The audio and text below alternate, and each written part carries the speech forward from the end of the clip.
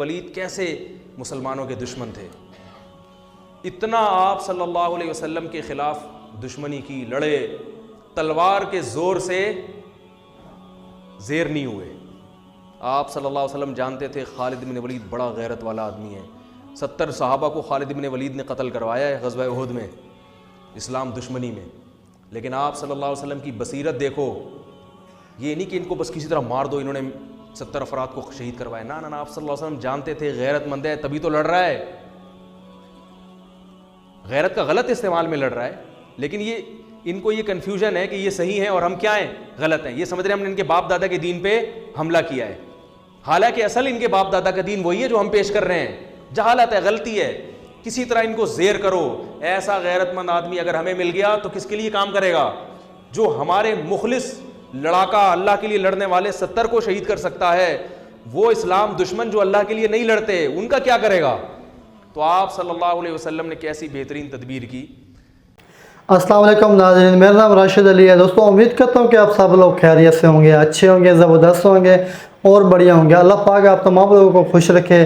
آج کی جو ہماری ویڈیو ہم دیکھنے جا رہے ہیں، مولانا طارق مسعود کا بیان ہے جو کہ بہت زبردست اسپیچ بتائیں گے ہمیں حضرت خالد بن ولید رضی اللہ تعالیٰ عنہ کے واقعہ، جو کہ ان کا واقعہ ہے بہت پیارا، اور سنیں گے پہلے واقعہ تو بعد میں بات کرتے ہیں۔ سٹارٹ کرتے ہیں پہلے ویڈیو۔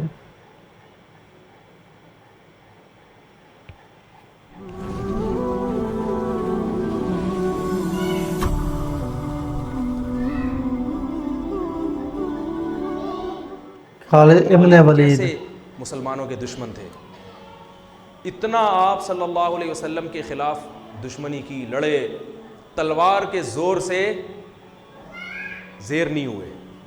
آپ صلی اللہ علیہ وسلم جانتے تھے خالد بن ولید بڑا غیرت والا آدمی ہے، 70 صحابہ کو خالد بن ولید نے قتل کروایا ہے غزوہ احد میں، اسلام دشمنی میں، لیکن آپ صلی اللہ علیہ وسلم کی بصیرت دیکھو، یہ نہیں کہ ان کو بس کسی طرح مار دو، انہوں نے 70 افراد کو شہید کروایا، نہ آپ صلی اللہ علیہ وسلم جانتے تھے غیرت مند ہے تبھی تو لڑ رہا ہے،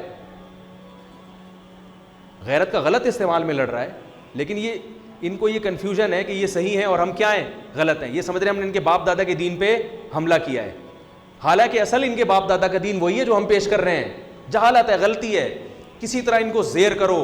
ایسا غیرت مند آدمی اگر ہمیں مل گیا تو کس کے لیے کام کرے گا؟ جو ہمارے مخلص لڑاکا اللہ کے لیے لڑنے والے 70 کو شہید کر سکتا ہے، وہ اسلام دشمن جو اللہ کے لیے نہیں لڑتے ان کا کیا کرے گا؟ تو آپ صلی اللہ علیہ وسلم نے کیسی بہترین تدبیر کی کہ صلح حدیبیہ کے بعد آپ صلی اللہ علیہ وسلم نے جب خالد بن ولید لڑنے کے لیے آ رہے تھے، صلح حدیبیہ ہوئی تو چلے گئے، پیغام بھیجا کہ خالد بن ولید کو جا کے بتاؤ کہ نبی نے پیغام بھیجا ہے کہ تمہارے جیسا سمجھدار اور ذہین آدمی، اب تک اس کی سمجھ میں اسلام نہیں آ رہا، یہ بات ہماری سمجھ میں نہیں آ رہی ہے، کما قال صلی اللہ علیہ وسلم، اتنا ذہین آدمی ہو کہ اسلام نہیں سمجھ میں آ رہا ہے۔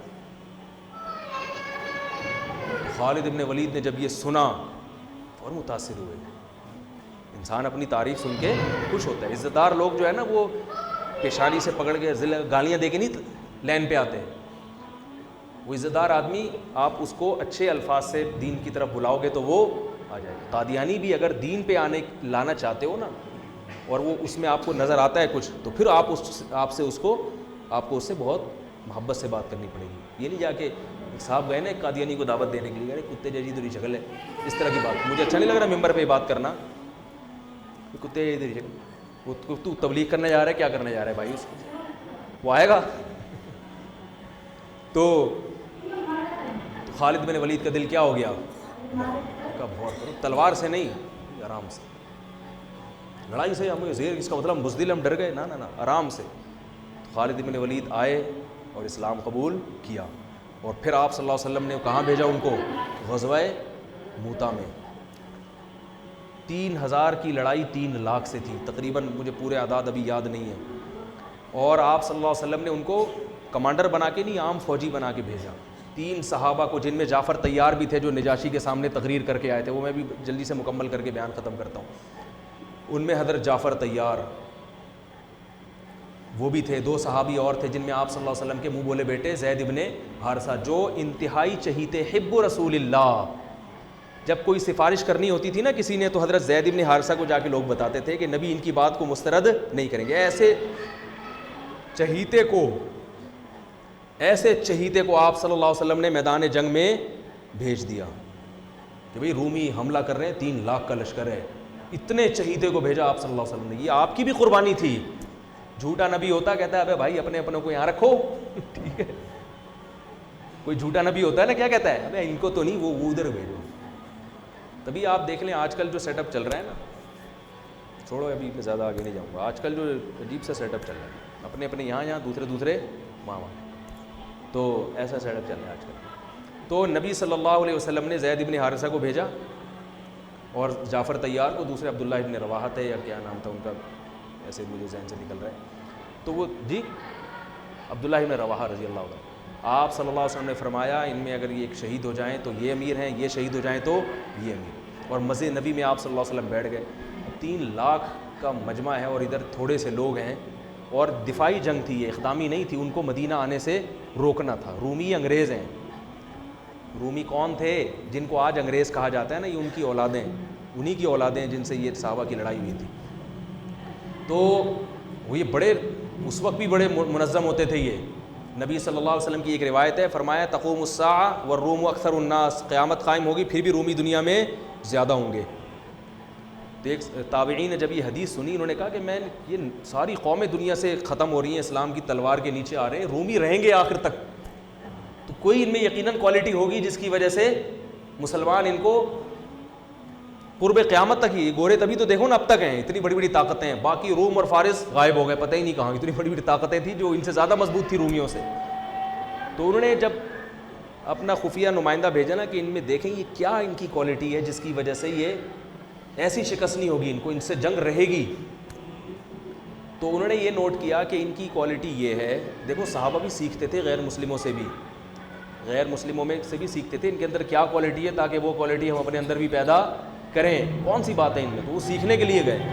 تو جا کے دیکھا تو انہوں نے رپورٹ جو بنائی, جو رپورٹ پیش کی, وہ یہ تھی کہ ان کو جب شکست ہو جاتی ہے تو یہ دوبارہ لڑائی اس وقت تک نہیں لڑتے جب تک اس شکست کے اسباب پہ غور کر کے اس سبب کو دور نہ کریں. وہ غلطی دوبارہ نہیں دہراتے یہ. اب دیکھو امریکہ افغانستان میں آیا, رشیا والا اسٹائل نہیں ہے امریکہ کا, اس لیے کہ اس کو پتا تھا کہ رشیا جس اسٹائل میں آیا تھا, طاقت اور قوت کے بلبوتے پر زمین پہ فوج اتار کے پٹھانوں سے پنگا لے لیا اس نے, ہے بھائی, اور پٹ کے واپس جا رہے. اب ہم لوگ تو مسلمان ہیں نا, صحابہ کے طرز پہ تو ہم چل نہیں رہے, ہم تو وہی غلطی بار بار دہراتے رہیں گے, کرتے رہیں گے. ایک دفعہ وہ پٹ کے آیا, اب جاؤ تم بھی پٹ کے آ جاؤ. ہم تو یہ کرتے رہتے ہیں. ہمارے یہاں کوئی ایسا نہیں ہے کہ بیٹھ کے غور کرو بھائی یہ کیوں ہوا, ملک میں یہ نقصان کیوں ہوا, آئندہ نہ ہو لہذا اس کی تلافی ہو. جیسے بھی قادیانیوں کا جو بل پاس ہو گیا ایک دم سے قادیانیوں کی حمایت میں, تو اس پہ غور ہونا چاہیے, یہ ہوا کہاں سے ہے, اس پہ تسلی سے غور ہو کے پھر وہ لوگ سامنے آ جاتے, پھر آئندہ کے لیے ایسا نہ ہو, ان سب چیزوں پہ غور ہونا چاہیے. تو میں یہ عرض کر رہا تھا کہ خالد ابن ولید رضی اللہ تعالی, وہ جو تینوں شہید ہو گئے اور ایسی جنگ لڑی ہے انہوں نے. عبداللہ ابن رواحہ نے فرمایا, گوشت کھا رہے تھے, انہوں نے چھوڑ دیا. انہوں نے فرمایا کہ زمانہ بہت طویل ہے, دیکھ لیا نا, نہیں ٹک سکتے, ان کے سامنے لڑائی لازمی ہے. تو ایک صحابی نے تو اپنی بیوی کو طلاقیں دے دی وہاں کھڑے ہو کر. انہوں نے کہا بیوی یاد آ رہی ہے جس کی وجہ سے میں جنگ میں لڑ نہیں پا رہا, تو اس کو طلاق دی تاکہ اب نہ بچوں کی فکر نہ بیوی کی فکر. اب کیونکہ لڑائی اتنی سخت تھی, ظاہر ہے کوئی ریشو نہیں بنتا نا, اتنے بڑے لشکر کو بھگانے کا کوئی تناسب ہی نہیں بنتا نا, کوئی جنگ کا کوئی کچھ تو ہو. تو اب تو ظاہر ہے صرف جذبہ ہی ہے اور بھرپور لڑائی ہے موت کی, تو وہ موت کی نیت سے تلوار لے کر کود پڑے. یہ ہیں صحابہ جن کو رافضی لوگ گالیاں دیتے ہیں, جن کو برا بھلا کہتے ہیں. تو تلوار لے کر میدان جنگ میں کود پڑے اور شہید ہو گئے, ان کو چانس ہی نہیں تھا. تینوں جب شہید ہو گئے ہیں تو لوگ پریشان ہوئے کہ اب کس کو کمانڈر بنائیں. تو لوگوں کی نظر آئی خالد ابن ولید پر کہ یہ میدان ہے, یہ 70 جنہوں نے وہاں اتنی زبردست جنگ لڑی تھی تو یہاں بھی لڑ سکتے. اور آپ صلی اللہ علیہ وسلم مسجد نبی میں بیٹھ کر صحابہ کو یہ پورا واقعہ سنا رہے ہیں. اللہ نے بطور معجزہ آپ کے سامنے پورا وہ جنگ کا واقعہ آپ کے سامنے رکھ دیا. آپ صلی اللہ علیہ وسلم نے فرمایا عبداللہ ابن رواحہ شہید ہو گئے, حالانکہ بہت دور تھا یہ مدینہ سے, اور آپ صلی اللہ علیہ وسلم کی آنکھوں سے آنسو جارے. یہ معجزے کے طور پر آپ نے بتایا. پھر آپ نے فرمایا کہ جعفر طیار شہید ہو گئے, وہ بھی شہید ہو گئے. انہوں نے جھنڈا ہاتھ میں لیا اور وہ بھی شہید ہو گئے. اور آپ صلی اللہ علیہ وسلم کی آنکھوں سے, جعفر طیار تو بہت زیادہ چہیتے تھے نبی صلی اللہ علیہ وسلم کو. حضرت علی کے بعد سب سے بڑا مقام اہل بیت میں حضرت جعفر طیار رضی اللہ تعالیٰ عنہ کا سمجھا جاتا تھا. تو آپ صلی اللہ علیہ وسلم نے صحابی کو خبر دی کہ جاؤ ان کی 4 بیویاں ہیں، ان کو جا کے اطلاع دو کہ وہ شہید ہو گئے. پھر ان کے بچوں کے سر پہ، ان کے چھوٹے چھوٹے یتیم بچے تھے حضرت جعفر طیار کے، ان کے سر پہ آپ صلی اللہ علیہ وسلم نے پیار کیا، اور آپ صلی اللہ علیہ وسلم ان بچوں کا پھر بہت خیال کیا کرتے تھے. تو وہ عورتوں کے رونے کی آواز آئی، بڑا دلچسپ واقعہ ہے. پھر آپ صلی اللہ علیہ وسلم نے منع کیا کہ ان عورتوں کو کہو کہ اپنی آوازیں پست کریں، گھر کی 4 دیواری سے آواز ان کی باہر نہ نکلے. بڑے خوبصورت جوان تھے حضرت جعفر طیار، اور نبی کے چہیتے تھے. اور غزوہ بدر میں حضرت جعفر طیار کی بڑی قربانیاں تھیں.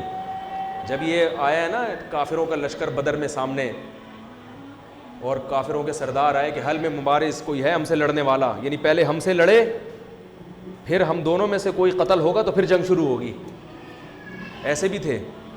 تو ادھر سے کون آئے؟ پہلے کچھ انصاری صحابی آئے. تو وہ جو ولید ابن عقبہ تھا نا، ولید ابن عتبہ، اس نے کہا نہ ہمیں اپنے جیسا چاہیے. ہمیں کیسا چاہیے؟ قریشی سردار ہونا چاہیے جو میرے مقابلے میں آئے، پھر لڑائی کا مزہ آئے. یہ وہ بہادری ہے جو کس میں تھی؟ بولو نا بھائی، عربوں میں. تو ادھر سے پھر حضرت علی آئے، حضرت جعفر طیار آئے، حضرت حمزہ آئے. ادھر سے بھی 3 آدمی، ادھر سے بھی 3. تو اس نے کہا نام اکفاؤنا، ہاں یہ ہیں ہماری قوم کے، ہمارے جیسے شیر ہیں، بہادر ہیں، لڑنا جانتے ہیں، ان سے لڑائی میں مزہ آئے گا. اور پٹ گئے تینوں. تینوں کیا ہو گئے؟ تو ادھر سے حضرت جعفر طیار جب آئے نا، تو یہ تو بہادری کی بات ہے نا بھائی. ادھر 313 ادھر 1000، اور لڑائی ایسے شروع ہو رہی ہے کہ دونوں میں سے جب تک ایک زندہ ہے لڑائی شروع نہیں ہوگی. اور اس میں کتنا 50% چانس ہے نا اپنے شہید ہونے کا. اور سامنے سے بھی پتہ ہے کہ بہادر ترین آدمی آیا ہے. کمزور ہو تو آدمی کہتا ہے میں جاؤں یار، میں بسم اللہ کروں، بلکہ اس میں بھی نہیں جائے گا، وہ کیا یار پٹ پٹائی نہ جاؤں میں. تو ایسے صحابی تھے جعفر طیار. اور وہ غزوہ موتا میں نبی کے کیسے چچا زاد بھائی شہید ہو گئے. تو آپ صلی اللہ علیہ وسلم کی آنکھوں سے آنسو بہہ رہے ہیں، اور آپ نے فرمایا کہ وہ بھی شہید. پھر آپ کے جو چہیتے، حب رسول اللہ، نبی کے چہیتے. حب کا ترجمہ اردو میں کیا ہوگا؟ چہیتا. کہتے ہیں نا بڑا چہیتا ہے، لاڈلا ہے، نبی کے لاڈلے، جن کو آپ صلی اللہ علیہ وسلم نے لے کے کئی سال پالا ہے. اتنی محبت دی کہ جب ان کے اصل باپ دادا آئے نا ان کو لے جانے کے لیے، تو انہوں نے کہا نہیں میں نہیں جاتا، میں ادھر ہی رہوں گا. اتنی محبت ہو گئی تھی. اطلاع آئی کہ وہ بھی شہید ہو گئے. تو اب آپ صلی اللہ علیہ وسلم نے فرمایا قد اخذ الرایۃ سیف من سیوف اللہ، اللہ کی تلواروں میں سے ایک تلوار نے جھنڈا ہاتھ میں لے لیا. اس میں اشارہ تھا کہ اب یہ تلوار ٹوٹے گی نہیں، کیونکہ یہ کس کی تلوار ہے؟ اللہ کی. اسی وجہ سے کہا جاتا ہے کہ حضرت خالد بن ولید خود بتاتے ہیں کہ میں گھمسان کی جنگوں میں لڑا ہوں شہادت حاصل کرنے کے لیے، مگر کس پر میری موت واقع ہو رہی ہے؟ بستر پہ رو رہے تھے. فرمایا کوئی ایسی جگہ میں نے چھوڑی نہیں ہے جہاں مجھے شہادت نظر آئی ہو اور میں گھسا نہ ہوں اس میں لڑتے ہوئے، مگر موت کہاں آ رہی ہے؟ بستر پہ. علماء نے اس کی وجہ بیان کی ہے کہ جس کو اللہ کے نبی نے اللہ کی تلوار کہہ دیا ہو تو یہ اشارہ ہے کہ اس کو شہادت نہیں مل سکتی، کیونکہ شہادت کا مطلب کافروں کے ہاتھوں قتل، اور کافر نے اللہ کی تلوار کو توڑ دیا، تو یہ نبی کی بات کیا ہو جاتی؟ غلط. تو حضرت جعفر طیار حضرت خالد بن ولید فرماتے ہیں کہ ہم نے صبح سے لے کے رات تک لڑائیاں لڑتے رہے ہیں، صبح سے لے کے. اس لیے کہتا ہوں اللہ کے بندوں کچھ ایکسرسائز کیا کرو، خدا کے بندوں. صحابہ کتنا اسٹیمنا چاہیے. میں یہ نہیں کہہ رہا تلواریں چلانے کے لیے ایکسرسائز کریں، پھٹنے کے لیے کریں، اس کے لیے آرمی ہے، فوج ہے. جہاد کرنا ہے، جنگ لڑنی ہے، کس کو جوائن کرو؟ آرمی کو جوائن کرو، ملک کی حفاظت کرو. اپنے ہی لوگوں پہ جا کے پھٹ جانا یہ جہاد بولو نا بھائی نہیں ہے. لیکن یہ تو پتہ چلتا ہے نا کہ جب ملک کو ضرورت ہوئی، جب دین کو ضرورت ہوئی لڑنے کے لیے، مذہب کو ضرورت ہوئی لڑنے کے لیے، تو لڑنے کے لیے کچھ گدے پہ بیٹھ کے لڑائی سیکھو گے کیا؟ اور صحابہ کا اسٹیمنا کتنا تھا. صبح حضرت خالد بن الولید تلوار کتنی بھاری ہوتی کہ آپ اٹھا کے دیکھیں، وہ جو تلواریں تھیں وہ یہ قصائیوں کی چھریاں نہیں ہوتی تھیں، اتنی بھاری بھرکم تلواریں. فرماتے ہیں صبح فجر سے لے کے رات مغرب تک ہم تلواریں چلاتے رہے، اور میرے ہاتھ میں 9 تلواریں ٹوٹی ہیں، 9 تلواریں. اتنے لاکھ مجمع کے ساتھ لڑنا، اور کہتے ہیں میں اتنا قتل کیا ہے بندہ میں نے کہ ان کا اتنا زور تھا, مدینہ ہاتھ سے چلا جاتا صحابہ کے, مدینہ ہاتھ سے چلا, مدینہ کا دفاع تھا یہ. کہہ رہے ہیں اتنی تلوار چلی ہے کہ پھر وہ حضرت خالد بن ولید جوش میں نا اشعار میں وہ پڑھا کرتے تھے. اور تو 9 تلواریں ٹوٹی ہیں, 9 تلواریں چلا چلا کے, تلواروں سے تلواریں مار مار کے ٹوٹی ہیں, پھر دوسری تلوار لیتے تھے. اور کہتے ہیں ہم پھر شاعری میں اپنی بہادری کے واقعہ بیان کرتے تھے کہ ہم نے جنگ کے موقع پر یا اس طرح تحدیث بن نعمت کے طور پر یہ بہادری بیان کرنا غلط نہیں ہے. تو بتاتے تھے ہم نے کھوپڑیوں کے مینار بنا دیے, کیونکہ 3 لاکھ سے مقابلہ اتنا قتل ہوا ہے, پھر وہ دشمن بھاگا ہے وہاں سے.